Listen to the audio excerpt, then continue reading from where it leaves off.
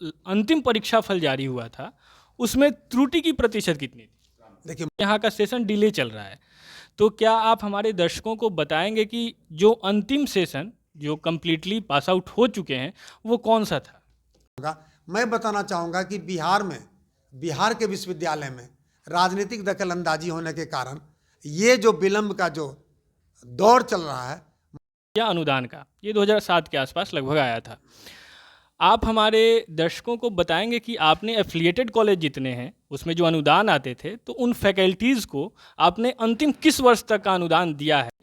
जो यूजीसी से पैसे आए थे अरबों रुपए वापस कर दिए गए। इसमें आपके जो ओबीसी हॉस्टल हैं वो भी अन्य कार्य के लिए दिए जा चुके हैं, उसमें ओबीसी के स्टूडेंट नहीं रहते हैं, जबकि स्टूडेंट छपरा, सिवान, गोपालगंज तीनों के यहाँ हैं और दूर दूर से आते हैं, उनको आने जाने में कठिनाई अधिक होती है, फिर भी वो ओबीसी हॉस्टल खाली रहा, उसे अन्य कार्य के लिए दिए जा चुके हैं। क्या सर है, विश्वविद्यालय का जब से गठन हुआ है तब से पीजी के 9 डिपार्टमेंट जो हैं वो संबंधन लिए बिना चल रहे हैं, जिसमें आपके बॉटनी, फिलॉसफी, संस्कृत वगैरह हैं। इसमें कितनी सच्चाई है सर? देखिए आप जो क्योंकि अगर वो संबंधन नहीं है तो क्या उसके जो डिग्री हैं, जो उनको डिग्री दिए जा रहे हैं, क्या वो भी अवैध माने जाएंगे? नमस्कार, मैं हूं कुमार मृणाब और आप देख रहे हैं फेरिट आउट न्यूज़। दोस्तों, आज हमारे साथ हैं छपरा जयप्रकाश विश्वविद्यालय के vice chancellor professor doctor Farooq Ali साहब। आज हम इनसे उन हर मुद्दे और हर पहलू पे बात करेंगे जो इस विश्वविद्यालय के लिए हमारे और आपके दिलो दिमाग में अक्सर चलते रहते हैं। ये विश्वविद्यालय ऐसा है जिसने 3 जिलों, जिसमें छपरा, सिवान और गोपालगंज के विद्यार्थी पढ़ने आते हैं। कई सारी परेशानियां भी हैं, कई सारी सुविधाएं भी हैं, बहुत भार भी है इस विद्यालय पे। तो आइए सर से बात करते हैं हर उस पहलू पे। सबसे पहले तो सर स्वागत है आपका फेरिट आउट न्यूज़ में। चलिए, बहुत बहुत धन्यवाद कि आपने मुझे अवसर दिया कि मैं लाखों लोगों तक पहुंच सकूं आपके माध्यम से।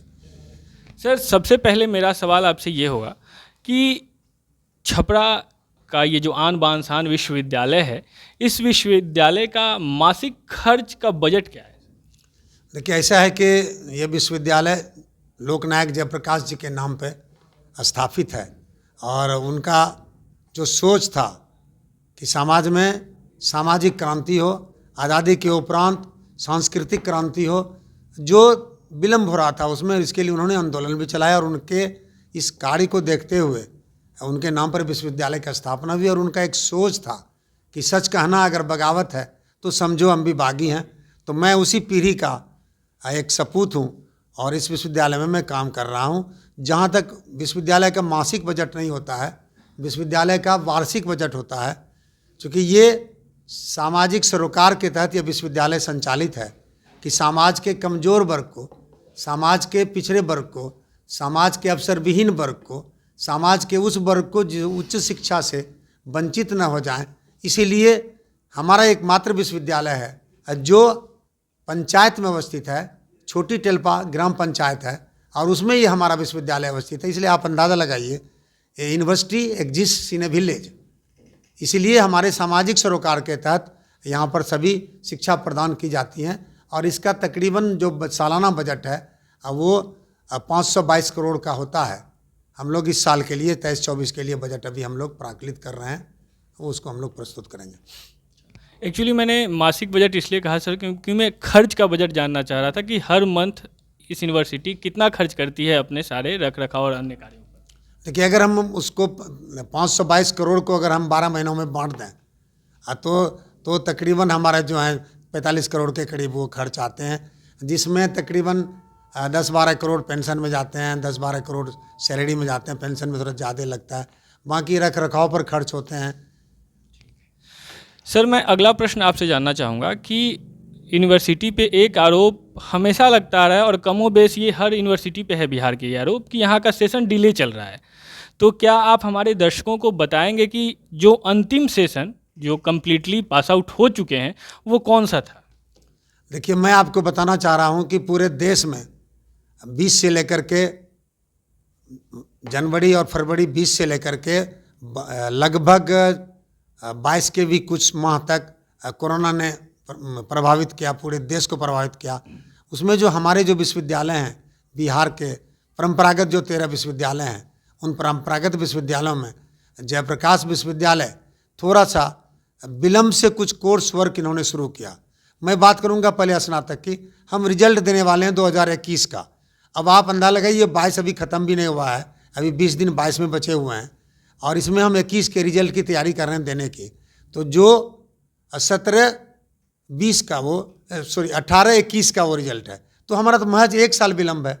और बेवजह लोग कहते हैं कि विश्वविद्यालय में 6 साल में डिग्री दी जाती है, 5 साल में डिग्री दी जाती है। तो मैंने जिनका एडमिशन 18 में लिया, 21 में उनको हम पास आउट कराते, वो 22 में पास आउट हो रहे हैं और किसी भी दिन रिजल्ट हम घोषित कर देंगे। ये स्नातक तृतीय वर्ष का जो 21 का हम रिजल्ट दे रहे हैं। रही बात स्नातकोत्तर की, तो स्नातकोत्तर में हम आपको बताना चाहेंगे कि जयप्रकाश विश्वविद्यालय छपरा विलम्ब से ही CBCS सिस्टम लागू किया। जिन चीज़ों को 18 से लागू होना चाहिए उसको 3 साल बाद, जब मैं यहाँ कुलपति बना 20 के सितंबर में, मैं 21 सितंबर 2020 को ज्वाइन किया और फिर 3 महीने के अंतराल में पूरे बोर्ड ऑफ स्टडी से पास करके, एकेडमिक काउंसिल से पास करके, सिंडिकेट से पास करके, सीनेट से पास करके हमने CBCS सिस्टम 21 में लागू किया। अब जो बच्चे 21 में नामांकित हो रहे हैं, आप अंदाजा लगाइए, 18 के सत्र के बच्चों का, 19 के सत्र के बच्चों का, हमने 2 सत्र को एक साथ किया ताकि हमारे क्षेत्र के बच्चे वो पीछे ना रह जाएं। तो उसको हमने जब 21 के जनवरी में हमने चालू किया, तो कम से कम 2 साल का स्नातकोत्तर होता है, तो 21-2 23 होता है, तो सत्र किधर से विलम्ब है? ये मैं समझ नहीं पाता हूँ। एक होता क्या है कि गलत बातें, गलत भ्रांति, गलत चीज़ें समाज में इस तरह से फैलाई जाती हैं कि लोग मान बैठते हैं कि यहाँ जो है वो सत्र 5 साल 6 साल विलम्ब से चल रहा है।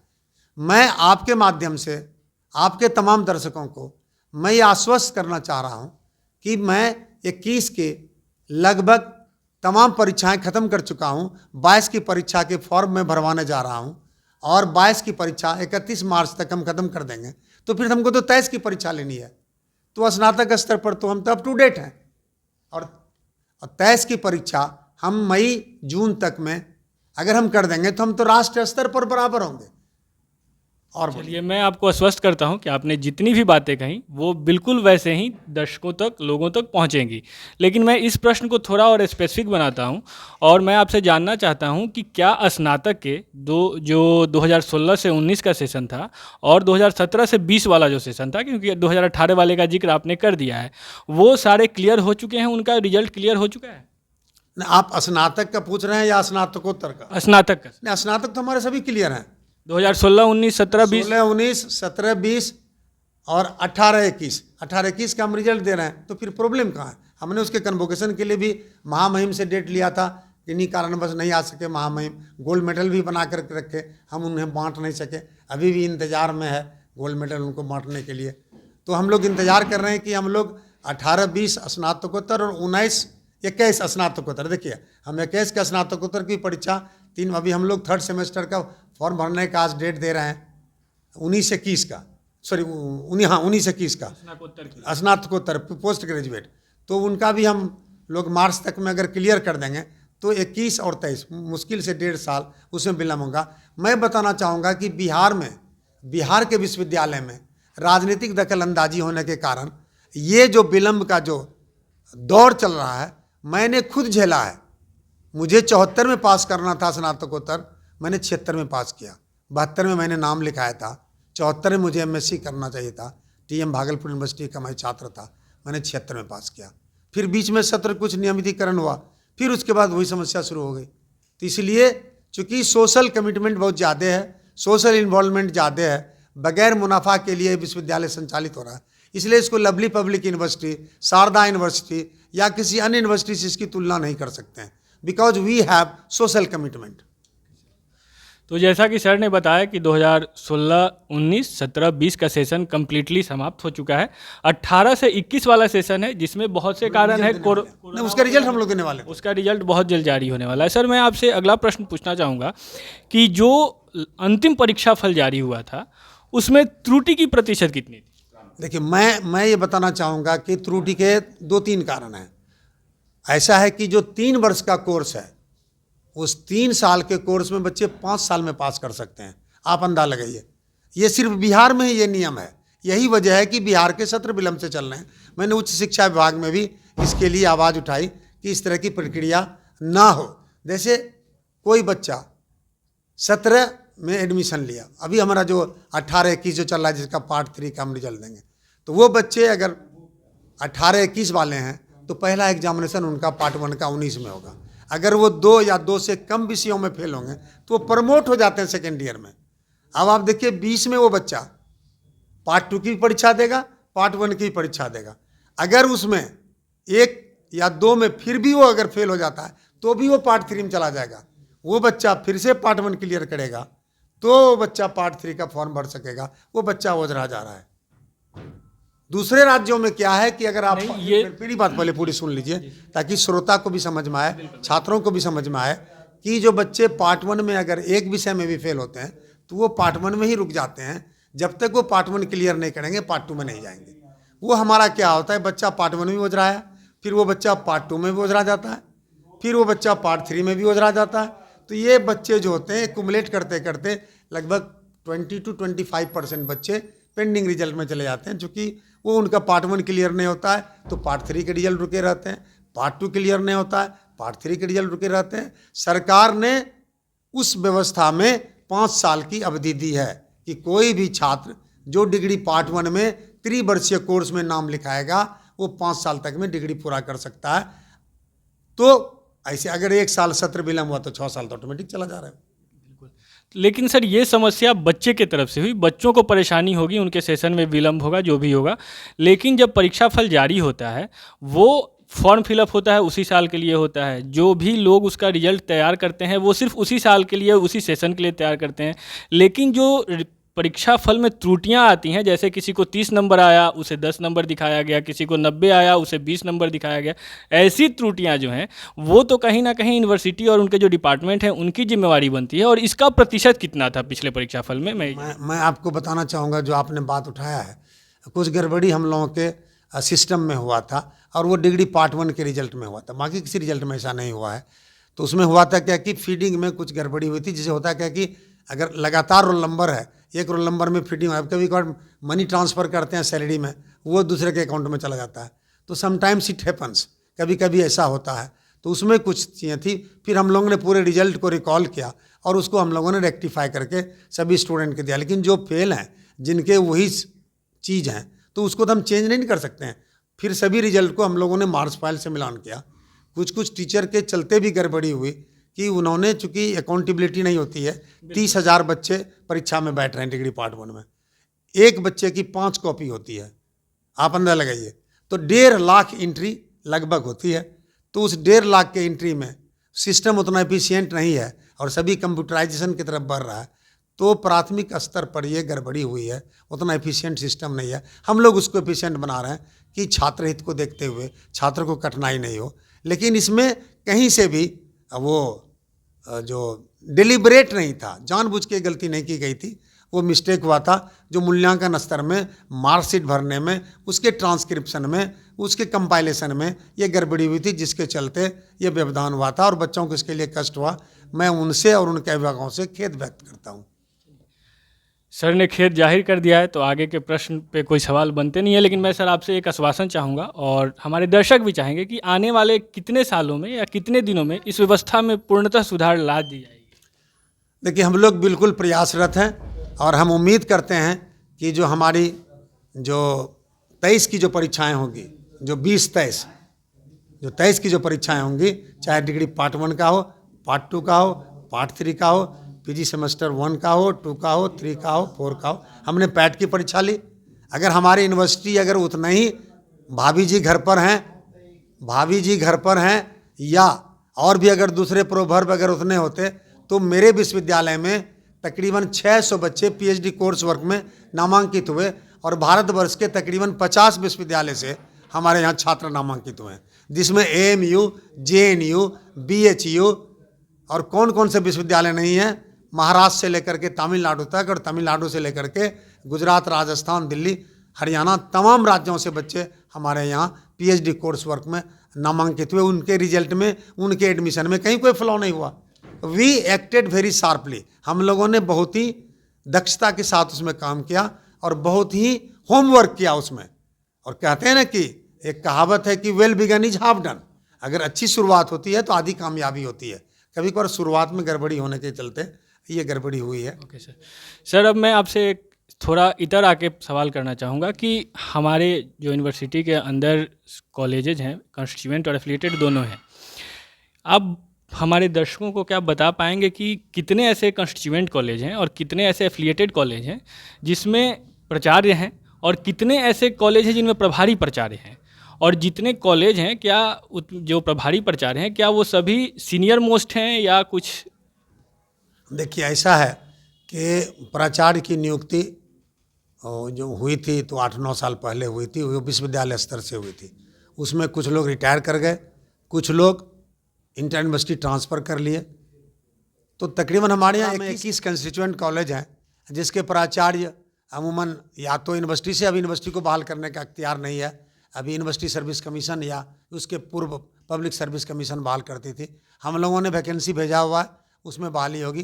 तत्काल जो हमारे प्राचार्य हैं, पहले से जो परमानेंट प्राचार्य जिसको विश्वविद्यालय ने बहाल किया था आज से 8-9 साल पहले, उसमें 6 के करीब जो प्राचार्य हैं जो तीनों जिलों में, जैसे हमारा डीएवी कॉलेज में अस्थायी प्राचार्य हैं, हमारे जो है जगदम कॉलेज में अस्थायी प्राचार्य हैं, हमारे जो आरबीजीआर में अस्थायी प्राचार्य हैं। तो इस तरह से 6-7 कॉलेज में अस्थायी प्राचार्य हैं। शेष जो हमारे कॉलेज बचते हैं 15, वहाँ पर प्रभारी प्राचार्य हैं। और ये प्रावधान है कि वहाँ अगर प्राचार्य रिटायर करते हैं तो जो वरिष्ठतम शिक्षक उस महाविद्यालय में होते हैं तत्काल उन्हीं को प्रभार देना होता है। फिर बाहर से भेजने की भी एक परंपरा होती है कि बाहर से सीनियर टीचर को भेजा जाए, लेकिन मेरा मानना होता है कि जो 10 साल 15 साल या 12 साल उस महाविद्यालय में सेवा किया, तो अगर प्रोफेसर इंचार्ज बनने की नौबत आती है तो उन्हें एक अवसर मिलना चाहिए ताकि वो अपना एक्सेलेंस वहाँ शो करें। वहाँ उन्होंने उस पौधे को सींचा है, उस महाविद्यालय में काम किया है। मैं उस परंपरा का हूँ। मैं जिस महाविद्यालय से आया हूँ वहाँ उसी महाविद्यालय का टीएनबी कॉलेज से मैं सेवारत हुआ हूँ और वहाँ से मैंने काम किया है। वहाँ बाहर के प्राचार्य नहीं बनते हैं unless and until they are appointed by commission. जो वहाँ के सीनियर मोस्ट होते हैं वही बनते हैं। ये सोच है कि जो लोग वहाँ सेवा दे रहे हैं 15 साल से, 10 साल से, 20 साल से, और जब प्रोफेसर इंचार्ज बनने की बारी आती है तो बाहर से नहीं थोपा जाए।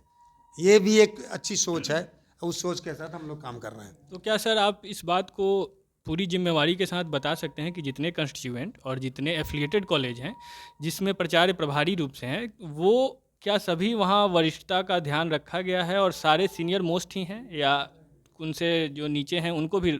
जी नहीं, एकदम सभी जगह वरीयतम से पूछा जाता है। अगर वरीयतम इनकार करते हैं, जैसे अभी हम राजेंद्र कॉलेज जो हमारा प्रीमियर कॉलेज है, वहाँ के अस्थायी प्राचार्य रिटायर किए, उनके बाद जो वरिष्ठतम शिक्षक थे उनसे पूछा गया, वो बहुत ही आरजू मिन्नत करके वो नहीं बनना चाहे तो उन्होंने लिखित में? हाँ, यस ऐसा हम लोग बगैर कोई भी चीज़ स्टैट्यूट के प्रोविजंस का हम लोग अक्षरशः पालन करते हैं और ये पालन करना भी चाहिए, क्योंकि विश्वविद्यालय महाविद्यालय ये नियमावली से चलता है।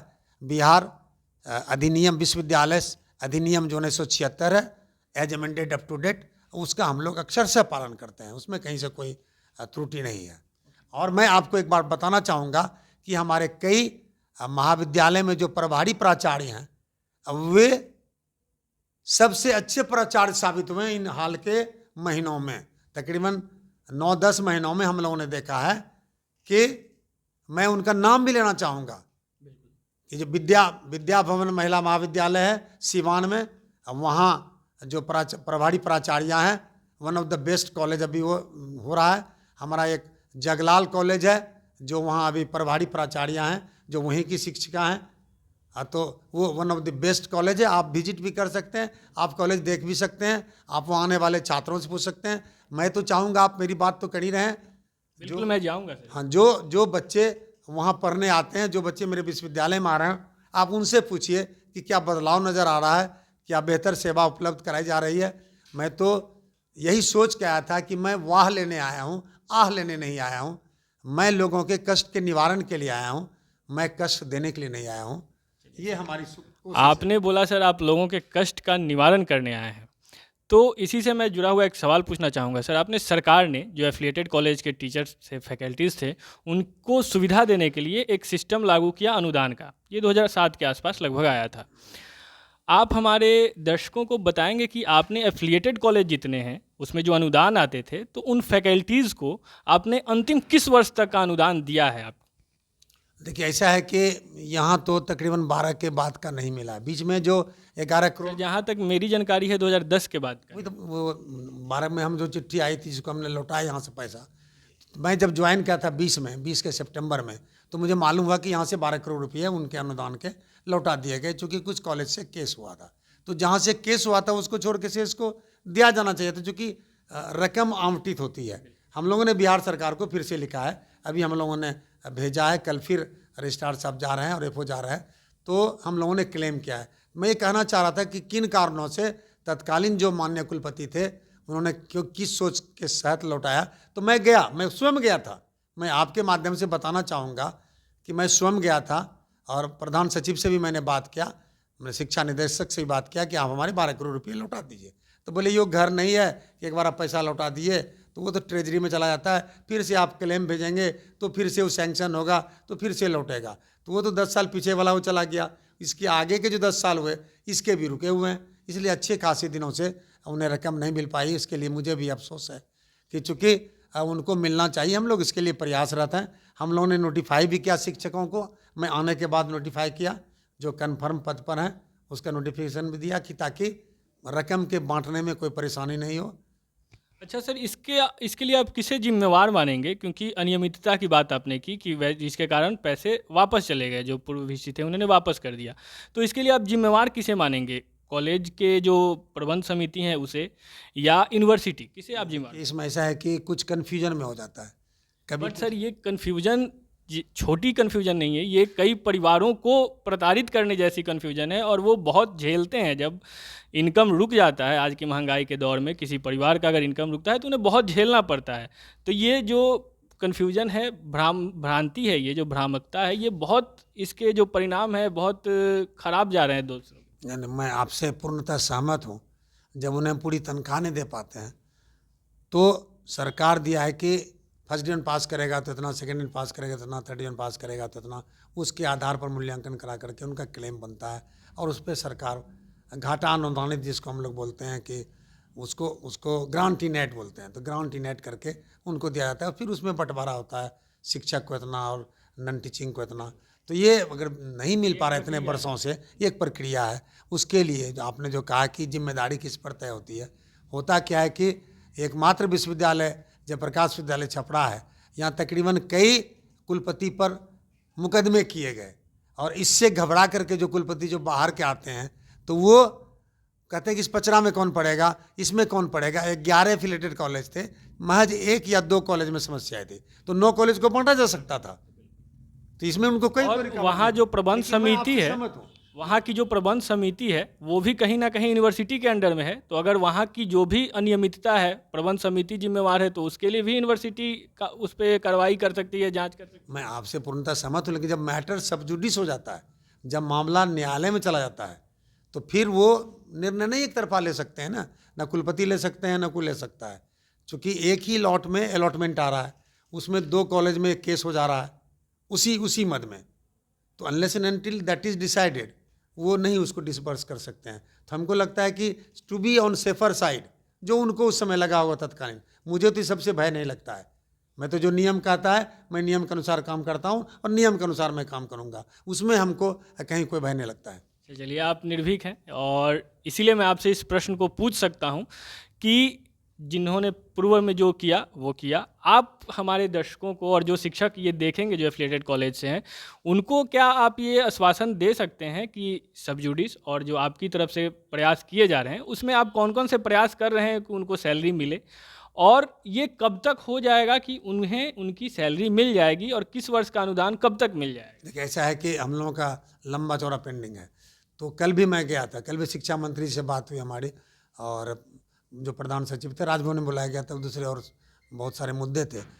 तो उन्होंने कहा कि शीघ्र ही ये पूरा का पूरा हम लोग रिलीज़ कर देंगे, ये कल उन्होंने बात किया है। तो हमें उम्मीद करना चाहिए, होप फॉर द बेस्ट, मैंने अच्छी आशा करनी चाहिए, और आशा से लेकिन जिंदगी सर आगे ये बढ़ती है। चूंकि आप वीसी हैं तो आपके शब्दों का और मान बहुत अधिक है, लेकिन जो पॉलिटिकल पार्टी से जुड़े हुए हैं तो कहीं ना कहीं लोगों के मन में एक वो संशय होता है पॉलिटिकल पार्टीज या मंत्री जो अपना वक्तव्य देते हैं।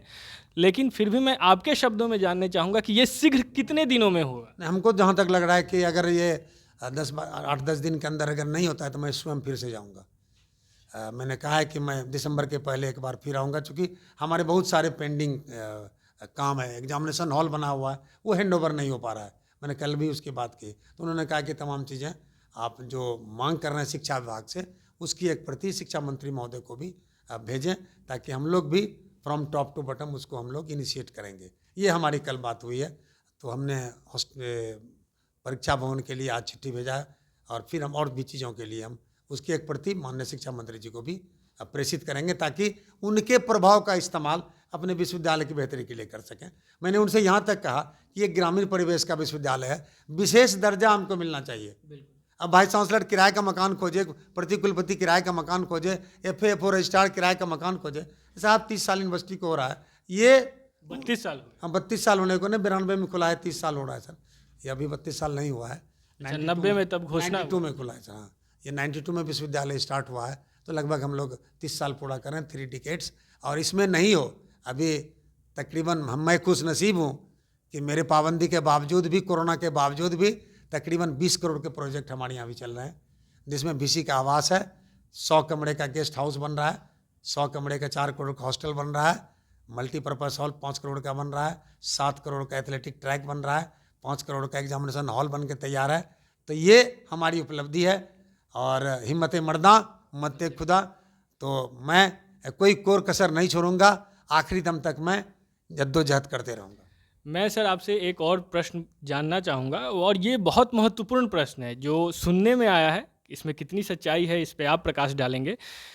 ऐसा कहा जा रहा है कि ये विश्वविद्यालय का जब से गठन हुआ है तब से PG के 9 डिपार्टमेंट जो हैं वो संबंधन लिए बिना चल रहे हैं, जिसमें आपके बॉटनी, फिलॉसफी, संस्कृत वगैरह हैं। इसमें कितनी सच्चाई है सर? देखिए आप जो, क्योंकि अगर वो संबंधन नहीं है तो क्या उसके जो डिग्री हैं, जो उनको डिग्री दिए जा रहे हैं, क्या वो भी अवैध माने जाएंगे? देखिए ऐसा नहीं है। देखिए होता क्या है कि जब मातृ विश्वविद्यालय से, मैंने मैटरनल यूनिवर्सिटी से कोई पैटर्नल मैंने डॉटर यूनिवर्सिटी बनती है, जैसे बिहार विश्वविद्यालय मुजफ्फरपुर से जो विघटित होकर के ये जयप्रकाश विश्वविद्यालय छपरा बना, तो अमूमन उस आदेश में रहता है कि जो विषय वहाँ पढ़ाई हो रही है वही विषय यहाँ पढ़ाई होगी। लेकिन जिस समय ये आदेश जारी हुआ उस समय ये लाइन नहीं लिखा हुआ है उसमें, तो बीच में इन लोगों से मांग किया गया, तो इन लोगों ने अपने 9 विषयों का दिया, बाकी 8 विषयों का, 17 विषय हमारे यहाँ पढ़ाई होती है, तो 8 विषय छूट गए। मैं जब संबंधन नहीं है, ये बात सच है। तो सरकार से अनुमोदन नहीं है, संबंधन तो है। तो मैंने सरकार में ये बात उठाई, सिर्फ जयप्रकाश विश्वविद्यालय छपरा नहीं है, आरा, छपरा, मधेपुरा, ये तीनों राह वाले जो विश्वविद्यालय हैं, ये तीनों विश्वविद्यालय एक साथ बने हैं, और तीनों भी यह स्थिति है। मैंने ये बात महामहिम से भी कही, जब कन्वोकेशन के लिए आमंत्रित करने गए थे, मैंने शिक्षा विभाग में भी कही, तो उन्होंने कहा कि आप इसको अविलंब भेजें।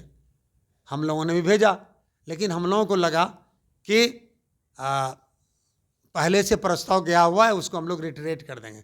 उनका कहना हुआ कि ऐसे नहीं होगा, आप पुनः बोर्ड ऑफ स्टडी से, सुनते जाइए, एकेडमिक काउंसिल से, सिंडिकेट से, सीनेट से, ये तमाम जो हमारी जो एजेंसी हैं विश्वविद्यालय की, वो सबसे करा करके दें तभी अप्रूवल होगा।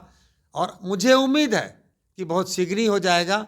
मेरे प्रयास से 2 विश्वविद्यालय को मिल गया, आरा और मधेपुरा मिल गया, क्योंकि मैंने इनिशिएट किया इन चीज़ों को, और मैं थोड़ा सा जो काम नहीं हो सका उसके चलते सॉरी वो पीछे रह गया।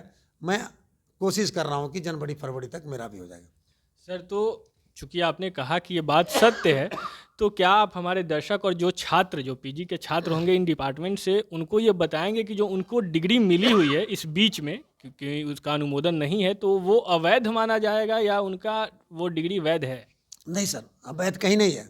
मैंने कहा ना, मातृ विश्वविद्यालय से एक पिता का 2 पुत्र बंटवारा करता है, जमीन बाप के नाम से ही होता है, बेटा हकदार होता है कि नहीं होता है, उसके दाखिल खारिज कराने और केवाला कराने में तो टाइम लगता है, कभी कभी पीढ़ियाँ गुजर जाती है। हम लोगों के दादा के ज़मीन का बंटवारा के जो बात है, मेरे पिताजी के नाम पर भी ट्रांसफ़र अभी तक नहीं हो सका है, उसी तरह से चल रहा है। तो लगभग वही स्थिति है, लेकिन उसको विधि सम्मत बनाने के लिए हम लोग प्रयासरत हैं और बहुत शीघ्र ही हो जाएगा। अंतिम इसके साथ साथ यही नहीं है, जो वोकेशनल, मैं आपके माध्यम से और भी कहना चाहूँगा कि जो वोकेशनल कोर्सेस न मालूम कारणों से यहाँ बंद कर दिए गए थे, और अब यूजीसी कह रही कि जिसका नैक एक्रीडेशन है, एक ग्रेड मिलेगा जिनको, वही चला सकते हैं। तो बोले भाई हम फ्रेश नहीं शुरू कर रहे हैं, हमारे यहाँ तो ऑलरेडी चल रहा था, we want to restart it. इसके लिए आपको हम सूचित किए हैं, आप इसको ओके करके वापस भेज दिए। देखिए, तो उसमें कहा कि नहीं, इसको भी आप उसी तरह से लाएं, तो हम लोग उसमें भेज रहे हैं। तो सभी वोकेशनल कोर्सेज भी चालू हो जाएंगे, और अगला जुलाई जो होगा 2023 का हमारे लिए बहुत ही कलरफुल होगा। और ये तमाम होप सो। हाँ, we should hope for the best. और मैं उम्मीद करता हूँ कि वो तमाम वोकेशनल कोर्स भी चालू हो जाएंगे। हम लोग लॉ कॉलेज को भी चालू करने के प्रयास में हैं। वो तमाम चीज़ें हम लोग कोशिश कर रहे हैं कि ये तमाम चीज़ें हो जाएंगी। सर, अंतिम कुछ प्रश्न मैं आपसे पूछूंगा, क्योंकि आपने समय बहुत बंदिश में हमें दिया है। आप हमारे दर्शकों को बताएंगे सर, ये सुनने में आया कि यूनिवर्सिटी के जरिए जो यूजीसी से पैसे आए थे, अरबों रुपए वापस कर दिए गए, इसमें कितनी सच्चाई है? जब ऐसा है कि यूजीसी के प्लान पीरियड होते थे, 10वीं योजना, 11वीं योजना और 12वीं योजना, जो आज से 15 साल पहले आए थे। इन तमाम योजनाओं में विश्वविद्यालय को बगैर पूछे यूजीसी ने कई कॉलेज में 60 लाख, 1 करोड़ ये रुपये ट्रांसफ़र कर दिए, और उसमें लड़कियों के हॉस्टल बनने थे कई कॉलेजेस में। तो जिनको 60 लाख मिला, 60 लाख में हॉस्टल बनता नहीं, हॉस्टल 2 करोड़ में कम से कम बनता। तो ये हमारा 5 सर, शुरुआत तो किया जा सकता था। शुरुआत किया लोगों ने, आधे अधूरे रह गए, पैसे वापस भेज दिए गए शुरुआत।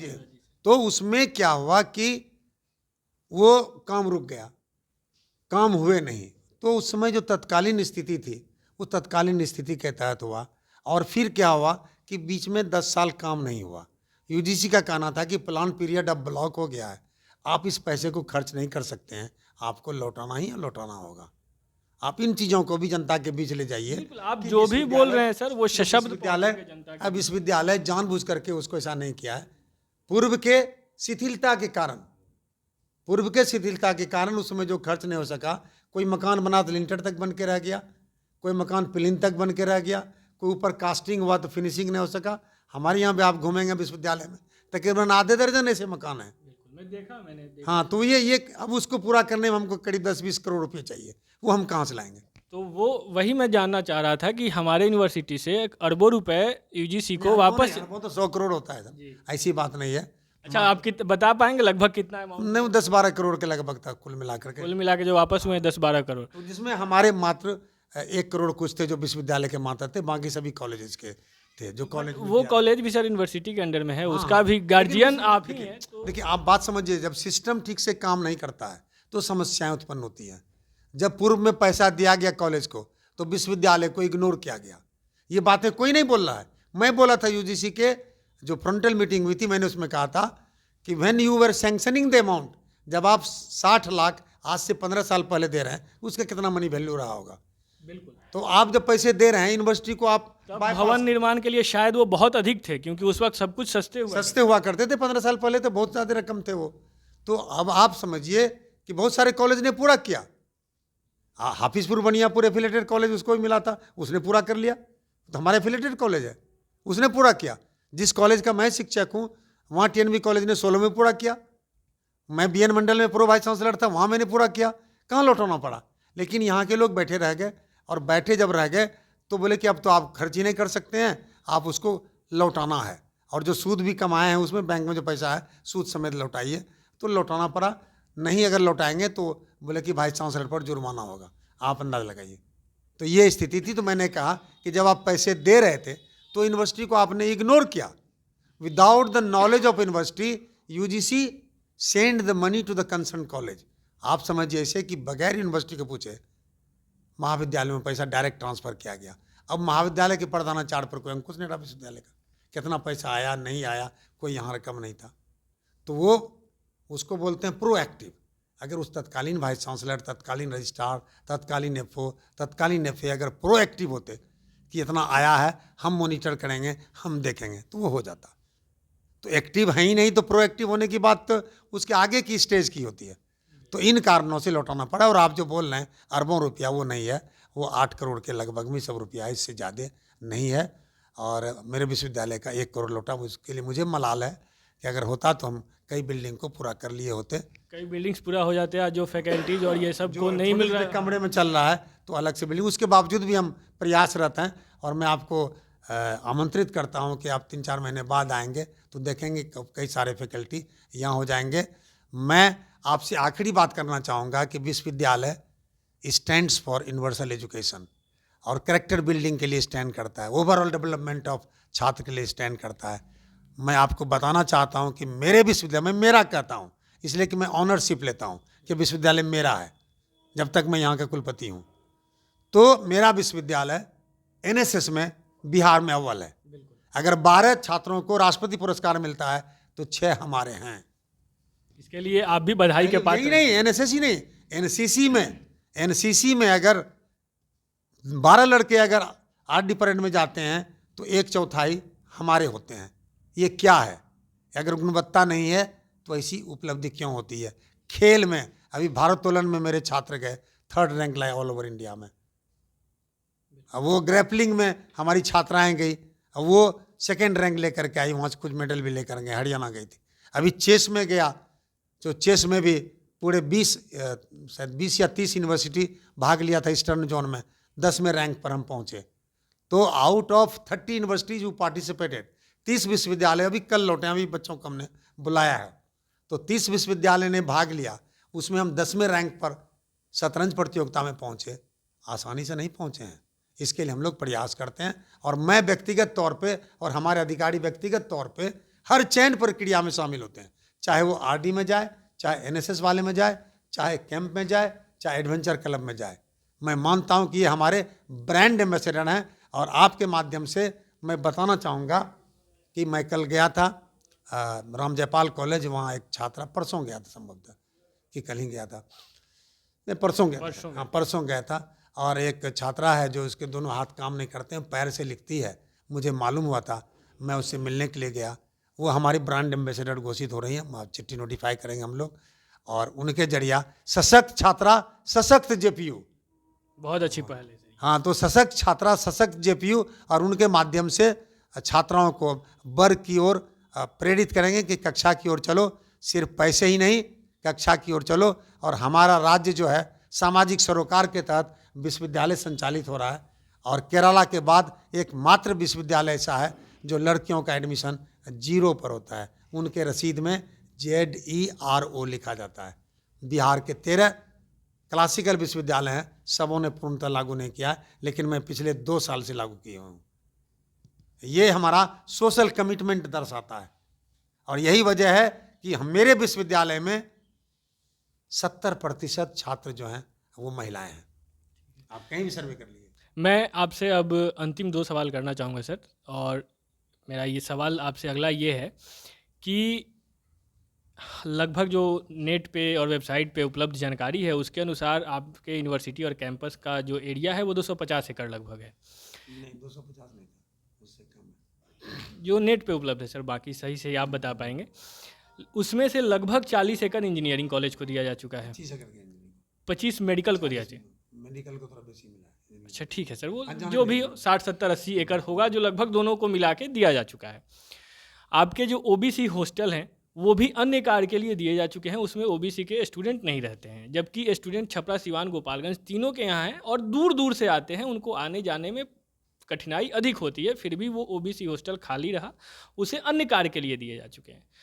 क्या सर ऐसा भविष्य में आप लोगों का इरादा ये भी है कि प्रशासनिक भवन भी किसी अन्य कार्य के लिए दिया जाए, या जितना दिया जा चुका है उतनी ही तक अब ये सीमित रहे? मैं आपको बताना चाहूँगा कि ये विश्वविद्यालय बिहार सरकार ने खोला है और ये बिहार सरकार के खर्च से संचालित हो रही है। बच्चों से फीस लेकर के ये संचालित नहीं हो रहा है। हमारी आमदनी महज 5 से 9 करोड़ रुपये होती है सालाना, और खर्च मैंने बताया आपको 520 करोड़। तो ये जो 512 करोड़ रुपये जो या 14 करोड़ रुपये जो आ रहे हैं सरकार से आ रहे हैं, तो जाहिर सी बात है अगर सरकार इस एरिया को एजुकेशन हब बनाना चाहती है तो उसमें मेरी बात पहले सुन लीजिए आप, आपका कहना सही है, क्योंकि जो विकास की प्रक्रिया जो आपने धीमी की, जो हमारे 18 कुलपति मेरे पहले आए, अगर विकास की प्रक्रिया में तीव्रता रखते, हम चारों बाउंड्री से ही अपना मकान बनाना शुरू कर दे, तो क्या बीच कलेजे पर आके कोई मकान बनाता? नहीं बनाता। तो ये आप जब बोलते हैं ना, an empty door will tempt the saint, तो जब खाली जगह रहेगा तो कोई भी आकर के झोपड़ी गाड़ेगा।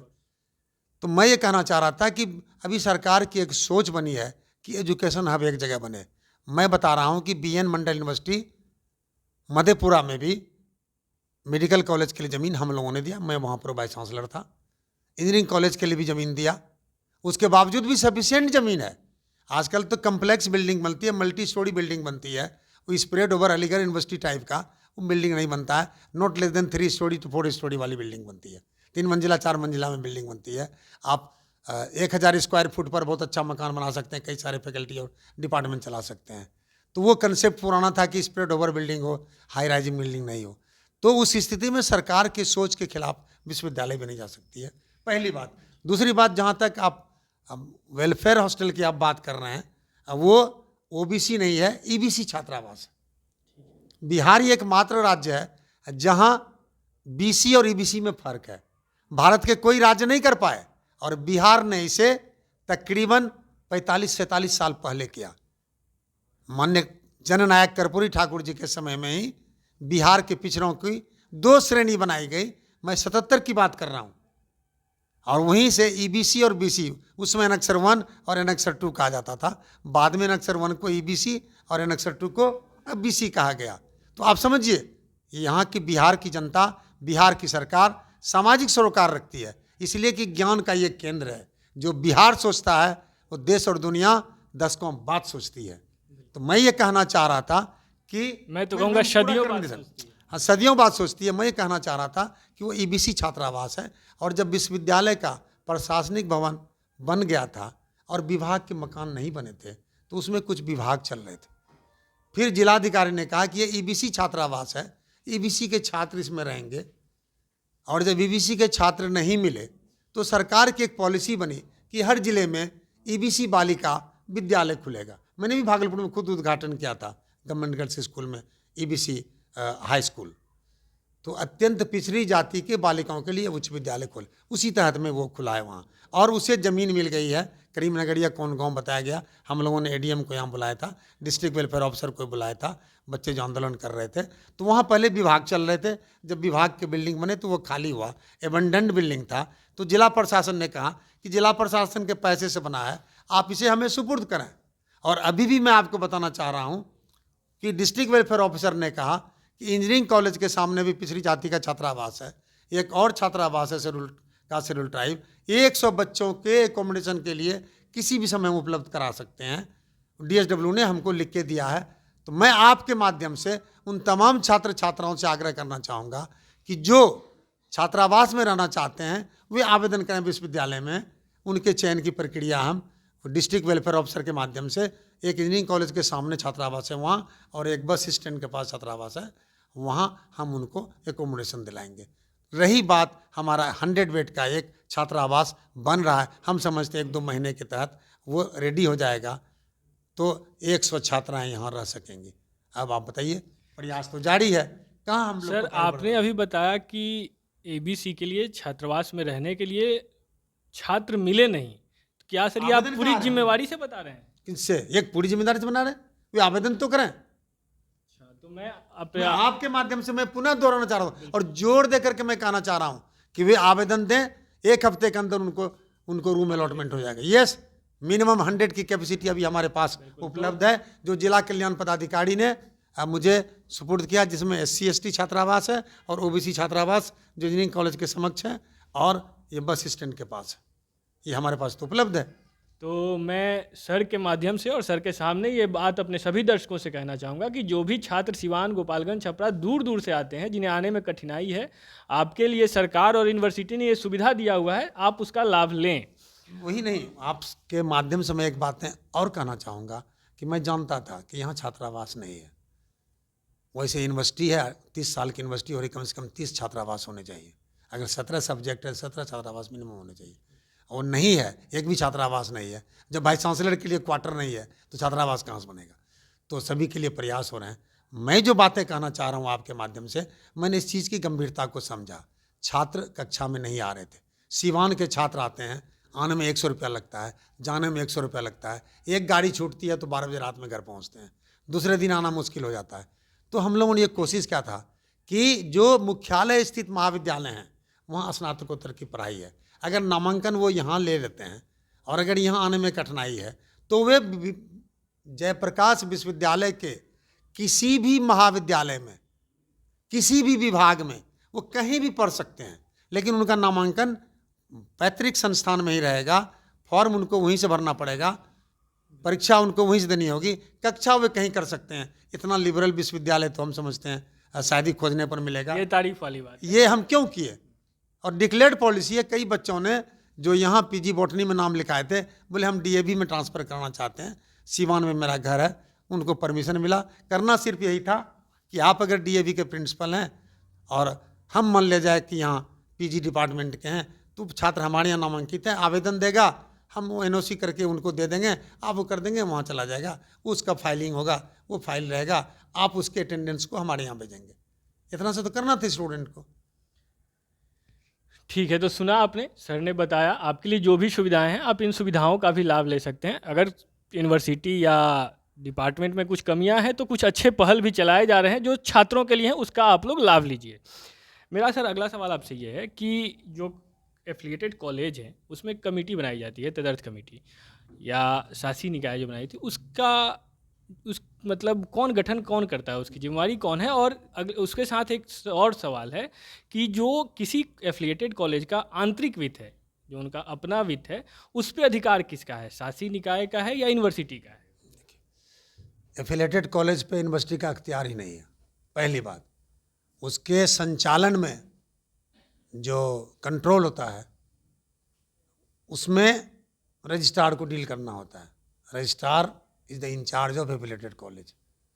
तो जो आपने जो कमेटी बताई, तो कमेटी तदर्थ तब बनती है जब जो परमानेंट कमेटी डिजॉल्व होती है या परमानेंट कमेटी में डिस्प्यूट हो जाता है, परमानेंट कमेटी में किसी कारणवश से काम नहीं ठीक से कर पाती है, आपस में मतभेद हो जाता है, तो टू अवॉइड कन्फ्रंटेशन, झगड़ा और झंझट से बचने के लिए कमेटी को डिजॉल्व कर दिया जाता है और एक तदर्थ कमेटी बनाई जाती है जिसमें उस क्षेत्र के प्रतिनिधि, वहाँ के प्राचार्य, वहाँ के एक शिक्षक प्रतिनिधि, वहाँ के एक दाता सदस्य, ये इस तरह से कमेटी बनाई जाती है जिसको तदर्थ समिति कहते हैं। और तदर्थ समिति अनंत काल के लिए नहीं होती है, to a maximum limit of 1 year. इसका गठन करने की जिम्मेवारी किसकी है? जिम्मेदारी यूनिवर्सिटी की होती है और वाइस चांसलर के कंसेंट से। अच्छा, इसमें कौन कौन से नियमों का ध्यान रखना होता है? जब इंस्टीट्यूटरी प्रावधान है, वो इंस्टीट्यूट में लिखा हुआ है कि ये संचालन समिति में कौन कौन होंगे। एक अध्यक्ष होंगे जो उसमें से लोग चुनेंगे, जो हम कमेटी बना के तदर्थ भेजेंगे, तो पहले जब हम तदर्थ बनाएंगे तो हम यहीं से चुन के भेज देंगे, उनको कमेटी गठित करना पड़ेगा। अगर हम 7 मेंबर की कमेटी बना के भेज दिए तो उनको आपस में चुनना पड़ेगा तदर्थ कमेटी को। उसमें एक वहाँ के प्रशासनिक अधिकारी होते हैं, चाहे उस इलाके के एसडीओ हैं तो एसडीओ रहेंगे, एडीएम साहब हैं तो एडीएम साहब रहेंगे, वहाँ के जनप्रतिनिधि एमएलए साहब हैं तो वो रहेंगे, या एमपी साहब हैं तो उसी लोकल एरिया के रहेंगे या कहीं के भी? उस क्षेत्र के अमूमन प्राथमिकता दी जाती है उस क्षेत्र के जनप्रतिनिधि को। अगर वहाँ उपलब्ध नहीं है तो फिर दूसरे क्षेत्र से। अगर छपरा है तो छपरा कहीं रहेंगे? हाँ, अभी हैं हमारे कुछ जनप्रतिनिधि तो हैं, राजीव प्रताप रूढ़ी जी जैसे हैं तो वही रहेंगे जो उस क्षेत्र के हैं। क्योंकि सांसद का क्षेत्र तो बड़ा विस्तारित होता है, पूरा जिला भर का हो जाता है, तो जिले में करीब 4 कॉलेज 5 कॉलेज होते हैं, तो कई बार दूसरे कॉलेज में दूसरे कोई भेजते हैं, तो जनप्रतिनिधि है। अब जनप्रतिनिधि कानून के तहत कौन कौन जनप्रतिनिधि होते हैं ये आप हमसे बेहतर जानते हैं, तो उसके तहत उन्हें वहाँ एक नामित किया जाता है। बाकी एक दाता सदस्य होते हैं। अब दाता में भी डिस्प्यूट होता है, कोई कहता है कि मेरे पिताजी ने इतना दिया, दूसरा कहता है इतना है, तीसरा कहता है ये है, तो वो कमेटी को आपस में इलेक्शन करा करके उनको ओके करना पड़ेगा। फिर विश्वविद्यालय अगर ऐसे मैटर में डिस्प्यूट हो तो यूनिवर्सिटी इलेक्शन करवा के करती है। वो इलेक्शन वो कराएंगे, यूनिवर्सिटी अपना यूआर भेजेगा। यूआर मतलब हुआ यूनिवर्सिटी रिप्रेजेंटेटिव जी। तो इससे आम लोगों को भी पॉलिसी पे भरोसा होता है, पहली बात। दूसरी बात कि जिन लोगों ने कॉलेज खोला, जिन्होंने ज़मीन दिया, जिन्होंने एड़ी चोटी लगाया, तो उनके भी कुछ से उसमें होने चाहिए। और ये कृतज्ञता होगी कि सब चीज़ कर धर के हम लाएं और हमको टरका करके आप सड़कों पर भेज दीजिए। ये ठीक नहीं होता है। समाज में इस तरह के भी प्रयास होते हैं। तो विश्वविद्यालय का काम है कि इस पर भी वो नज़र रखे। जहाँ तक आपने बात किया कि जो एफिलेटेड कॉलेज के जो आंतरिक स्रोत हैं, सरकार की डिक्लेयर्ड पॉलिसी है कि 70%, जैसे मान लिया कि कोई एफिलेटेड कॉलेज है, PN सिंह डिग्री कॉलेज ही मान लीजिए, तो उनकी आमदनी अगर 20 लाख है सालाना, तो उसका 70% हो जाएगा। आप अंदाज़ा लगा लीजिए, साथी है कैसे जोड़ेंगे उसको, तो 6 18, तो तकरीबन उनका जो है करीब 12-13 करोड़ जो उनका होगा, 13 लाख जो अगर 20 लाख हो रहा है तो 13 लाख वो जो है तनख्वाह पर खर्च करेंगे। बाकी जो 7 लाख है वो महाविद्यालय के विकास पर खर्च करेंगे। 70-30 ये रेशियो बना हुआ है। तो मैंने अपने ऑफिसर को, जो हमारे वित्त पदाधिकारी हैं, FA हैं, FO हैं, मैंने उनसे कहा था कि एक टीम बनाकर उनका आंकलन कीजिए, उनका ऑडिट कीजिए। नहीं मिल पाता है, टाइम इतना है, काम इतना है, वर्षों का काम पेंडिंग है, स्टाफ नहीं है। आपको जान के हैरत होगा कि मेरे विश्वविद्यालय में मात्र एक अस्थायी कर्मचारी है जो बिहार यूनिवर्सिटी से ट्रांसफ़र होकर आया है, वो भी 31 मार्च को रिटायर करेगा। बाकी जो 20 कर्मी हैं, वो 20 कर्मी अनुकंपा पर बहाल हुए हैं, जिनके पिताजी सेवा में थे। आप सुनते जाइए। बाकी 180 कर्मी ऐसे हैं जो आया राम गया राम के तहत है, पिछले 18 साल से काम कर रहा है। और उसके बावजूद भी हम लोग कोशिश कर रहे हैं कि उत्कृष्टतम सेवा प्रदान करें। तो इन अभावों के बावजूद भी हम लोग कहीं से अपनी ओर से कोई कोर कसर नहीं छोड़ रहे हैं। ये जज तो आप हैं, यहाँ की जनता है, यहाँ की जनता है। नहीं, आप भी तो ऑब्जर्व कर रहे हैं। आप क्रॉस सेक्शन ऑफ सोसाइटी से मिलते हैं, आप उनसे पूछिए कि कितना सुधार हुआ है। सुधार तो सतत प्रक्रिया है। It goes continuously and it has to be sustained.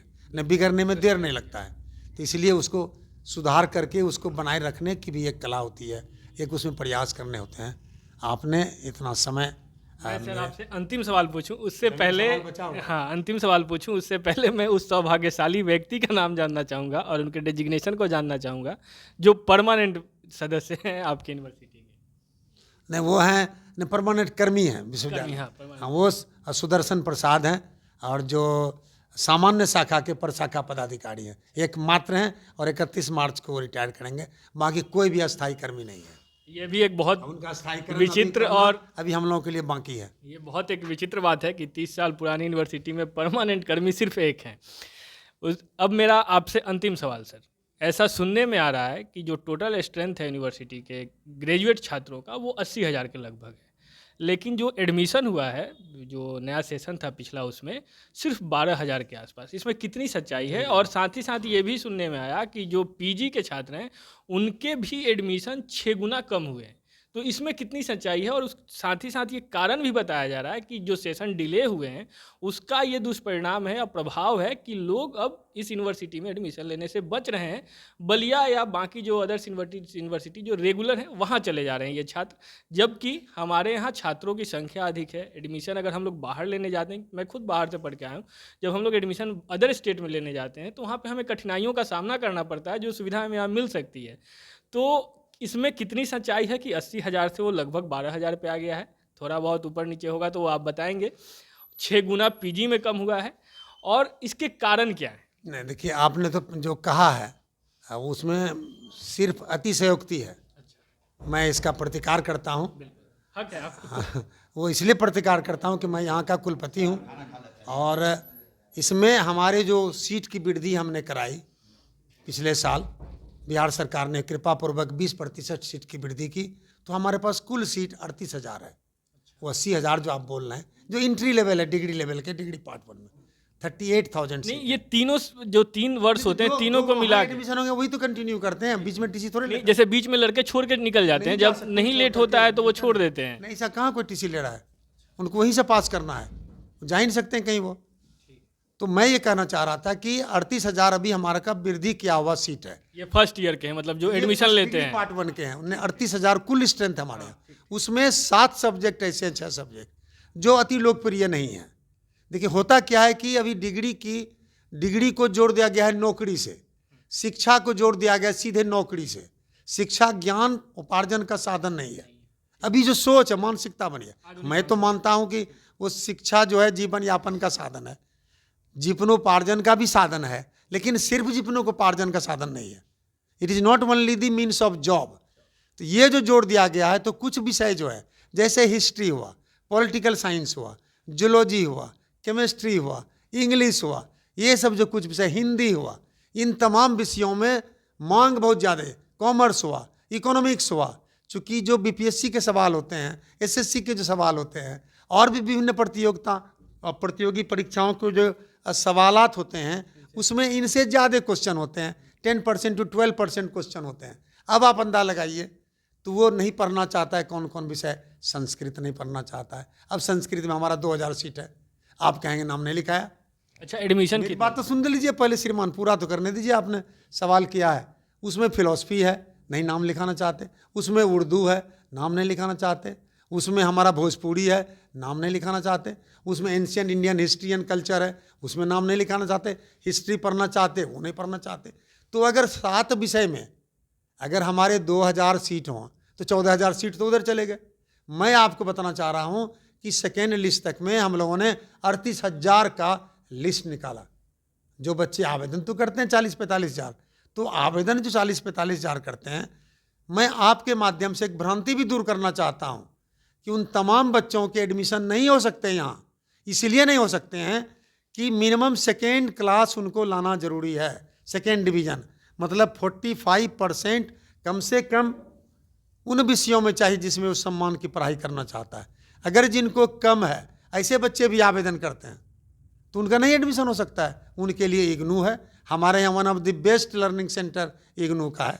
दूसरा सेंटर हमको यूनिवर्सिटी को मिला है, वो मानू का सेंटर है। डिस्टेंस एजुकेशन बंद भी हुआ है सर हमारा। नहीं, वो डिस्टेंस एजुकेशन में तो वोकेशनल कोर्सेज संचालित हो रहे हैं, वो बंद हो गए। जनरल कोर्सेज नहीं है। हमारा IGNOU centre one of the best है, बिहार का one of the best centre है, और इंडिया में इसका वो तो सर इस यूनिवर्सिटी के अंदर का नहीं होगा उसका। हमने उसको सहूलियत दिया रखा है। हमारे मतलब आपने उसको, वे बच्चे जो इधर नामांकित नहीं हो पा रहे हैं, प्रीमाइसेस वगैरह दिए हैं आपने, लेकिन वो कार्य तो अंतर्गत नाम लिखा रहे हैं। हाँ ठीक है, बट वो कार्य तो इग्नू के अंतर्गत। फिर आप मेरी बात नहीं समझे। आपने जो सवाल किया था कि आपके यहाँ 80,000 सीट है, 80,000 सीट नहीं है, 38,000 कुल सीट है डिग्री पार्ट 1 के इंट्री लेवल पे, और तकरीबन 4,000 सीट है हमारे पीजी लेवल पर। वहाँ भी 2200-2300 के करीब एडमिशन हुआ है। तो 50% मेरा एडमिशन नहीं। वे तमाम विषय स्नातकोत्तर में भी कम है, वे तमाम विषय स्नातक स्तर पर भी कम है, जो विषयों में रुचि नहीं है छात्रों की। तो उसको रुचिकर बनाने के लिए पाठ्यक्रम में परिवर्तन हो रहा है। और मैं आपको बताना चाह रहा हूँ कि पूरे बिहार के सभी विश्वविद्यालयों में जो CBCS system under graduate level पर भी चालू हो रहा है, और हम लोगों ने इसको ओके कर दिया है। जल्दी हम लोग सीनेट सिंडिकेट सबसे इसको पारित करा करके सरकार में सुपुर्द करेंगे, और 2023 से ये लागू होगा। इसमें बच्चे 1 साल के बाद भी छोड़ के जाएंगे, 2 साल, 1 साल पे छोड़ के आएंगे सर्टिफिकेट मिलेगा, 2 साल पे छोड़ के आएंगे डिप्लोमा मिलेगा, 3 साल पे छोड़ के जाएंगे तो उनको और मिलेगी, 4 साल पे छोड़ के आएंगे उनको और मिलेगा। कभी भी आके ज्वाइन करेंगे, अभी की तरह 5 साल की पाबंदी नहीं रहेगी। तो इसलिए ये आपकी भ्रांति थी। मैं आपसे आग्रह करूंगा, इसीलिए मैंने जानना चाहा था आपसे कि इसकी सच्चाई करूंगा कि आप थोड़ा रिसर्च क्या करें, और एडमिशन के आंकड़े, सीट की उपलब्धता, ये तमाम चीज़ों का विश्लेषण करें, ताकि सही दृश्य हमारे श्रोताओं को। मैंने जो सवाल किया था ना सर, वो तीनों साल के मिला के पूछे थे, इसलिए वो 80,000 के पास आंकड़ा पहुंचा था। आपने जो बताया वो फर्स्ट ईयर एडमिशन और उसके रेशियो के बारे में बताया, इसलिए वो 38,000 के इर्द गिर्द रहा। मैं आपको बताना चाहूँगा कि मैंने 21 में, अभी तो 22 का एडमिशन चल रहा है, और सितंबर से हम एडमिशन ले रहे हैं। अगर हमारी बात यही रहती है कि सीट खाली रह जाए, तो हम सेकेंड लिस्ट क्यों निकालते 3 महीने के बाद? अभी थर्ड लिस्ट निकाल लें, फिर 2 महीने के बाद। क्योंकि आप इस बात को जानिए, जो फर्स्ट लिस्ट में छूट गए तो सेकेंड लिस्ट में निकला, जो दोनों लिस्ट में छूट गए तो उनके लिए थर्ड लिस्ट था, या किन्हीं कारणों से नाम नहीं लिखा सके, तो अब उनको ऑप्शन दिया गया कि आप विषय बदलें। अगर आप इंग्लिश ऑनर्स के लिए चाह रहे थे, नहीं हो रहा है, तो आप दूसरा सब्जेक्ट में ऑनर्स लीजिए, दूसरे सब्जेक्ट में कीजिए। तो हमने ऑप्शन चेंज किया। इसके बावजूद भी सीट खाली रहेगा तो भी हम कोशिश करेंगे कि क्या तौर तरीके अपनाए जा सकते हैं, ताकि मार्केटिंग नहीं हो सके उसकी, ताकि उसमें भ्रष्टाचार की इनपुट नहीं आ सके, उसके लिए भरसक कोशिश करेंगे। तो हम लोग प्रयासरत हैं। मैं आपको बताना चाह रहा था कि 28,000 से 29,000 एडमिशन हम लोगों ने लिया था 21 में।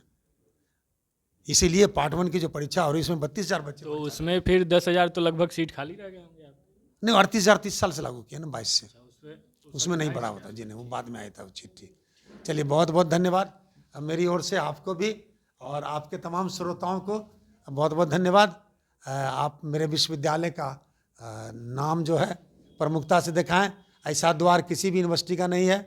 और जो एवेन्यू है हमारे विश्वविद्यालय का, जब मेन एंट्रेंस से आएंगे और विश्वविद्यालय के प्रशासनिक भवन में जो दोनों तरफ वृक्ष का हम लोगों ने 2.5 साल से उसकी रक्षा की है, उसको बढ़ाने की कोशिश किया है और अगले 6 महीना 9 महीना तक हम उसको और बढ़ाएंगे। और ये एकमात्र विश्वविद्यालय होगा जिसके मुख्य द्वार से प्रशासनिक भवन की दूरी 700 मीटर होगी। बिहार में ऐसा कोई विश्वविद्यालय नहीं है। चलिए सर, हालांकि मैंने बोला था ये मेरा आखिरी सवाल है, लेकिन एक सवाल में छोटा सा जो आपसे जुड़ा हुआ है। आपने इससे पहले भी अन्य यूनिवर्सिटी में कार्य किया है जैसा कि आपने बताया। मैं आपसे जानना चाहूँगा सर, अभी तक मैंने बहुत तीखे तीखे आपसे सवाल पूछे, लेकिन आप हमारे अतिथि भी हैं, तो मैं आपसे अंतिम सवाल ये जानना चाहूँगा कि जो बाकी के यूनिवर्सिटीज़ हैं और ये जो जयप्रकाश विश्वविद्यालय है यहाँ, इसमें और बाकी यूनिवर्सिटीज़ में आपको क्या अंतर महसूस हुआ और आपका अनुभव कैसा रहा छपरा के इस यूनिवर्सिटी का? देखिए, परेशानी क्या है कि यहाँ आवासीय परिसर कम होने के कारण ये विश्वविद्यालय पटना से संचालित हुआ। मैक्सिमम में अधिकांश शिक्षक कर्मचारी पटना और दूसरे जिले से आते जाते रहते हैं। इन कारणों से कार्य अवधि कम हुई। दूसरी बात, सही सोच नहीं रही। जो मुखिया होते हैं किसी परिवार उस दिशा में बढ़ता है। अगर मुखिया अच्छा सोच रखता है। यूनिवर्सिटी के मुखिया तो सर आप ही हैं। अभी ना मुखिया हैं, मेरे केवल जो मुखिया 18 मुखिया गुजरे, तो वो अगर दूरदर्शिता दिखलाते, दूरदृष्टि, पक्का इरादा अगर वो करके रहते, तो हम समझते हैं कि ये स्थिति में तीव्र बदलाव तो हो रहा है, लेकिन गति धीमी है। वो लग नहीं रहा है कि वो गति उतनी प्रखरता से।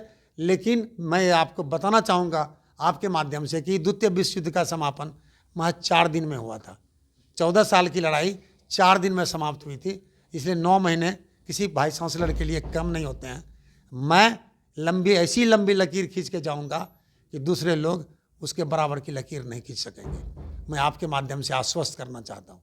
बिल्कुल, मैं उम्मीद करूंगा सर कि आपने जो कहा वो हो भी और इस यूनिवर्सिटी का विकास बहुत अच्छा हो। हालांकि आपकी बातों से ये जाहिर हो रहा है कि आप यूनिवर्सिटी के सर्वांगीण विकास की तरफ अपने कदम बढ़ा रहे हैं। तो ये थे हमारे साथ छपरा में अवस्थित जयप्रकाश विश्वविद्यालय के VC doctor professor Farooq Ali साहब, और इनसे हमने हर तरह के सवाल पूछे, बहुत तीखे सवाल भी पूछे। और हम थैंक्स आपको कहना चाहेंगे सर कि आपने उसकी बहुत धैर्य के साथ हमारे प्रश्नों का जवाब दिया और जो भी हमारे दर्शक हैं उनके हर कन्फ्यूज़न को दूर करने की कोशिश की अपने जवाब से। तो ऐसे ही तमाम खबरों के साथ बने रहने के लिए फेरिट आउट न्यूज़ आपने अभी तक हमारे चैनल को सब्सक्राइब नहीं किया है तो कृपया सब्सक्राइब कर दें और बेल आइकन के बटन को दबाना ना भूलें। बहुत बहुत धन्यवाद। मेरे तरफ से आपको बहुत बहुत धन्यवाद विश्वविद्यालय की ओर से और अपने विश्वविद्यालय परिवार की ओर से आपको बहुत बहुत धन्यवाद। Thank you so